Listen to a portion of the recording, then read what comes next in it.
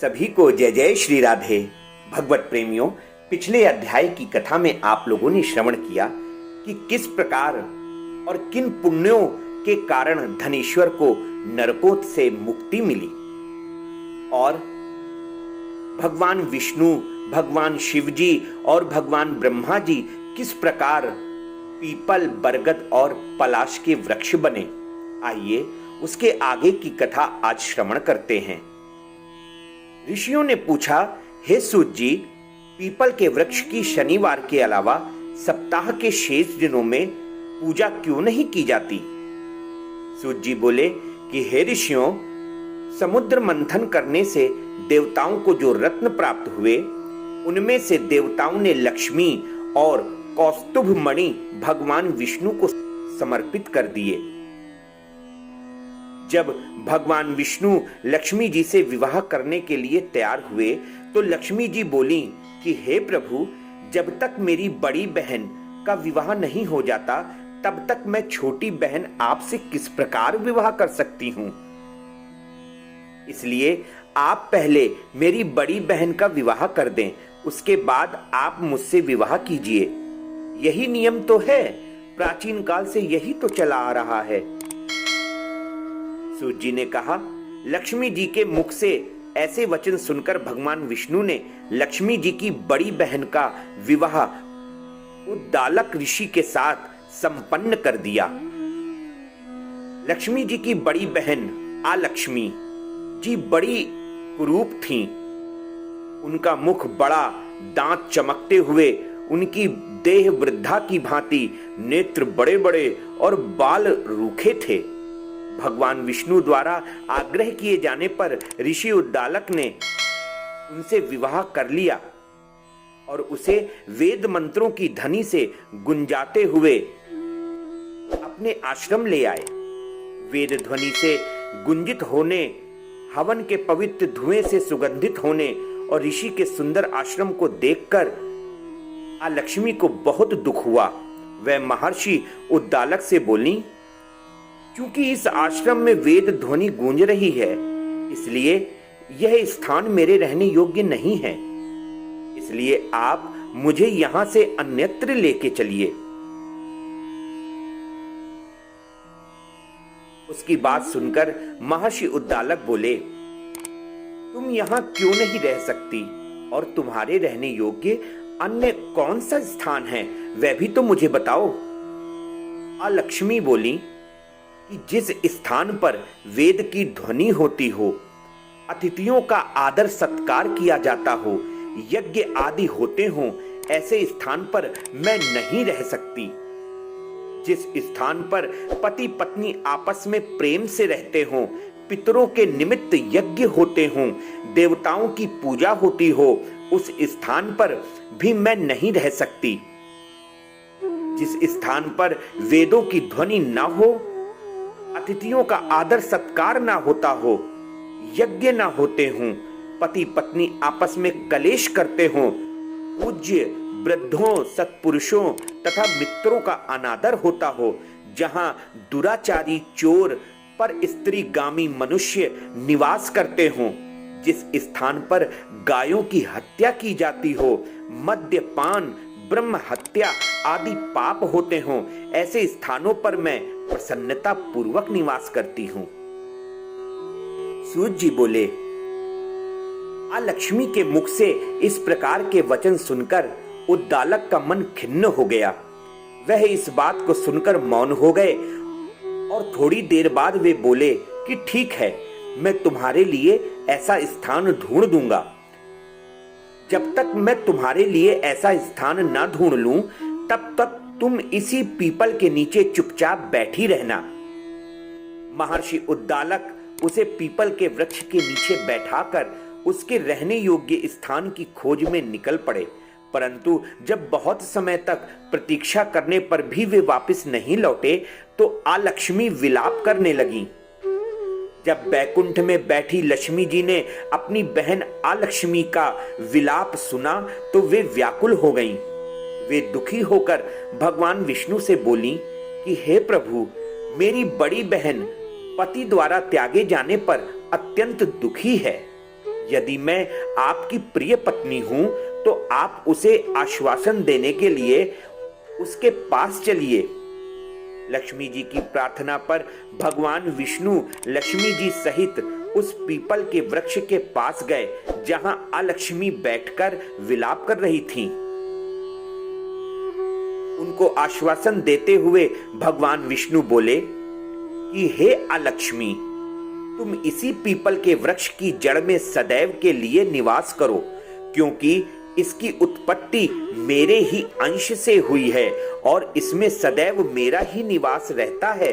प्रत्येक वर्ष गृहस्थ लोग तुम्हारी पूजा करेंगे और उन्हीं के घर में तुम्हारी छोटी बहन का वास होगा।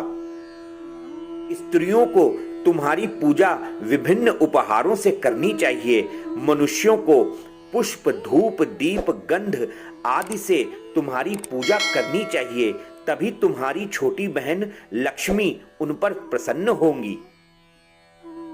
सूत जी बोले, ऋषियों, मैंने आपको भगवान श्री कृष्ण, सत्यभामा तथा पृथु नारद का संवाद सुना दिया है, जिसे सुनने से ही मनुष्य के समस्त पापों का नाश हो जाता है और अंत में वैकुंठ को प्राप्त करता है।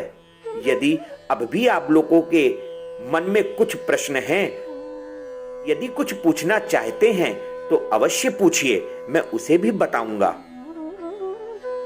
सूत जी के वचन सुनकर शौनक आदि ऋषि थोड़ी देर तक प्रसन्न चित्त वहीं बैठे रहे। तत्पश्चात वे लोग बद्री नारायण जी के दर्शन हेतु चल दिए। जो मनुष्य इस कथा को सुनता या सुनाता है उसे इस संसार में समस्त सुख प्राप्त होते हैं। भगवत प्रेमियों, इतनी कथा सुनकर सभी ऋषि सूत जी से बोले कि हे सूत जी, अब आप हमें तुलसी विवाह की विधि बतलाइए। सूत जी बोले कि हे ऋषियों, कार्तिक शुक्ल नवमी को द्वापर युग का आरंभ हुआ है, अतः यह तिथि दान और उपवास में क्रमशः पूर्वान व्यापनी तथा परावन व्यापनी हो तो ग्राह है। इस तिथि को नवमी से एकादशी तक मनुष्य शास्त्रोक्त विधि से तुलसी के विवाह का उत्सव करे तो उसे कन्यादान का फल प्राप्त होता है। पूर्व काल में कनक की पुत्री किशोरी ने एकादशी तिथि में संध्या के समय तुलसी जी की वैवाहिक विधि संपन्न की। इससे वह किशोरी वैधव्य दोष से मुक्त हो गई। अब मैं उसकी विधि बतलाता हूं। 1 तोला स्वर्ण की भगवान विष्णु की सुंदर प्रतिमा तैयार कराएं अथवा अपनी शक्ति के अनुसार आधे या चौथाई तोले की ही प्रतिमा बनवा लें। फिर तुलसी और भगवान विष्णु की प्रतिमा में प्राण प्रतिष्ठा करके षोडशोपचार से पूजा करें। पहले देश काल का स्मरण कर लें, फिर गणेश जी की पूजा करें, फिर पुण्याहवाचन कराकर नांदी श्राद्ध करें। तत्पश्चात वेद मंत्रों के उच्चारण और बाजे आदि की ध्वनि के साथ भगवान विष्णु की प्रतिमा को तुलसी जी के निकट लाकर रखें। प्रतिमा को वस्त्रों से आच्छादित करना चाहिए।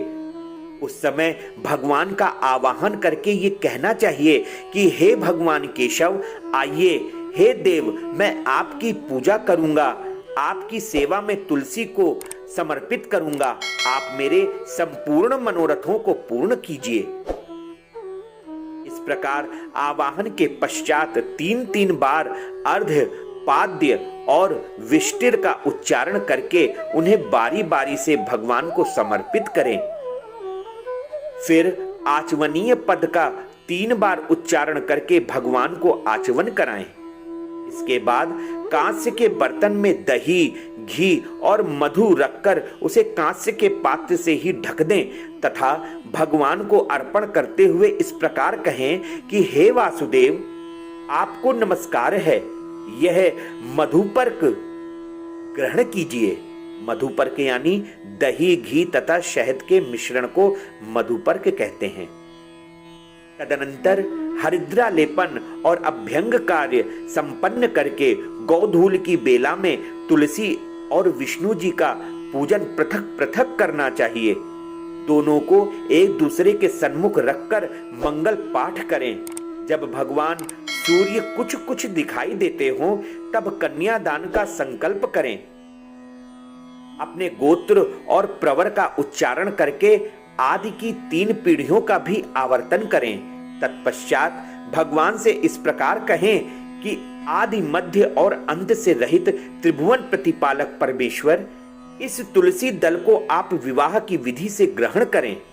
यह पार्वती जी के बीज से प्रकट हुई हैं, वृंदा की भस्म में स्थिर रही हैं तथा आदि मध्य और अंत से शून्य हैं। आपको तुलसी बहुत ही प्रिय है, अतः इसे मैं आपकी सेवा में अर्पित करता हूँ। मैंने जल के घड़ों से सींचकर और अन्य प्रकार की सेवाएं करके अपनी पुत्री की भांति इसे पाला है, पोसा है और बढ़ाया है। आपकी प्रिया तुलसी मैं आपको दे रहा हूँ। हे प्रभु, आप इसे ग्रहण करें। इस प्रकार तुलसी जी का दान करके फिर उन दोनों अर्थात तुलसी जी और भगवान विष्णु जी की पूजा करें, विवाह का उत्सव मनाएं।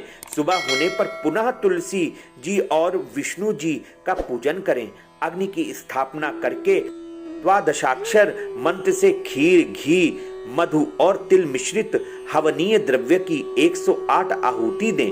फिर स्विष्टकृत होम कर के पूर्ण आहुति दें। आचार्य की पूजा करके होम की शेष विधि पूरी करें। इसके बाद भगवान से इस प्रकार प्रार्थना करें कि हे प्रभु, आपकी प्रसन्नता के लिए मैंने यह व्रत किया है। हे जनार्दन, इसमें जो न्यूनता हो वह आपके प्रसाद से पूर्णता को प्राप्त हो जाए। यदि द्वादशी में रेवती का चौथा चरण बीत रहा हो तो उस समय पारण न करें। जो उस समय पारण करता है वह अपने व्रत को निष्फल कर देता है। भोजन के पश्चात तुलसी के स्वतः गलकर गिरे हुए पत्तों को खाकर मनुष्य सब पापों से मुक्त हो जाता है। भोजन के अंत में ऊख, आंवला और बेर का फल खा लेने से उच्छिष्ट दोष मिट जाता है। तदनंतर भगवान का विसर्जन करते हुए कहें कि हे भगवान, आप तुलसी के साथ वैकुंठ धाम में पधारें। प्रभु, मेरे द्वारा की हुई पूजा ग्रहण करके आप सदैव संतुष्ट करें। इस प्रकार देवेश्वर विष्णु का विसर्जन करके मूर्ति आदि सब सामग्री आचार्य को अर्पण कर दें। इससे मनुष्य कृतार्थ हो जाता है। यह विधि सुनाकर सूत जी ने ऋषियों से कहा कि हे ऋषियों, इस प्रकार जो मनुष्य श्रद्धा पूर्वक सत्य, शांति और संतोष को धारण करता है, भगवान विष्णु को तुलसी दल समर्पित करता है, उसके सभी पापों का नाश हो जाता है और वह संसार के सुखों को भोगकर अंत में विष्णु लोक को प्राप्त करता है। हे ऋषिवरों, यह कार्तिक महात्म सब रोगों और संपूर्ण पापों का नाश करने वाला है। जो मनुष्य इस महात्म को भक्ति पूर्वक पढ़ता है और जो सुनकर धारण करता है, वह सब पापों से मुक्त हो भगवान विष्णु के लोकों में जाता है।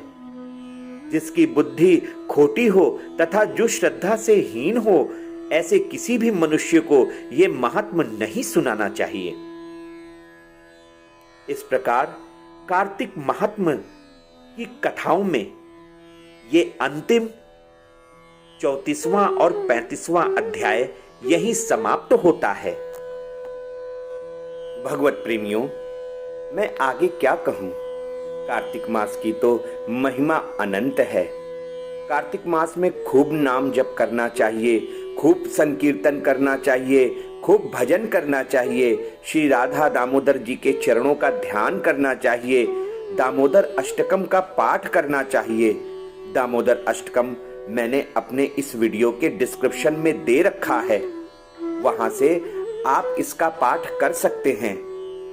मैंने यहाँ पर दामोदर अष्टकम के पाठ के लिए एक लिंक भी दे रखा है, आप वहां से भी जाकर दामोदर अष्टकम का पाठ कर सकते हैं। इसी के साथ सभी को जय जय श्री राधे।